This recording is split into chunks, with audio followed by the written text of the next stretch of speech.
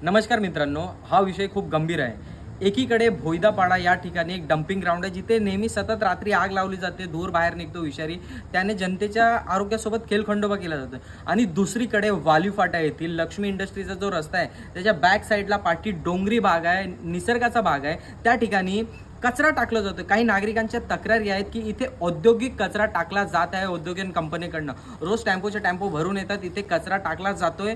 आणि त्याहून मोठी तक्रार अशी आहे नागरिकांची की इथे तो कचरा रात्री दिवसा जाळला जातोय.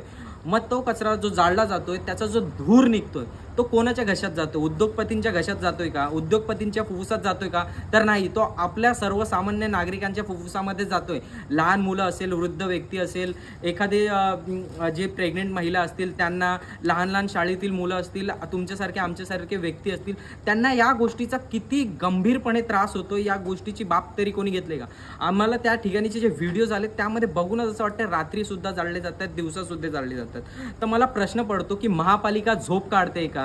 आणि प्रदूषण विभागाचे जे अधिकारी आहेत ते झोप काढतात का? त्यांना या गोष्टीची कल्पना नाही आहेत का? कल्पना सगळ्यांना आहे. निलेश म्हात्रे साहेबांना कळकळीची विनंती आहे की हा विषय राजकारणाचा नसून हा सर्वसामान्य गरीब जनतेचा आरोग्याचा विषय आहे. तर लवकरात लवकर इथे तात्काळ चौकशी करून कठोरपणे कारवाई केली पाहिजे. पालिका असेल, आरोग्य विभाग असेल, हे सगळे एकदम बेजबाबपणा वागतात की यांची काही जबाबदारीच नाहीये. मग काय करतात? आणि लोकप्रतिनिधींना पण हा प्रश्न आहे की तुम्ही या ठिकाणी या गोष्टी होत चालल्यात, तुम्हाला दिसत नाहीये का? तुम्ही गप्प का बसलेत मग या गोष्टीसाठी?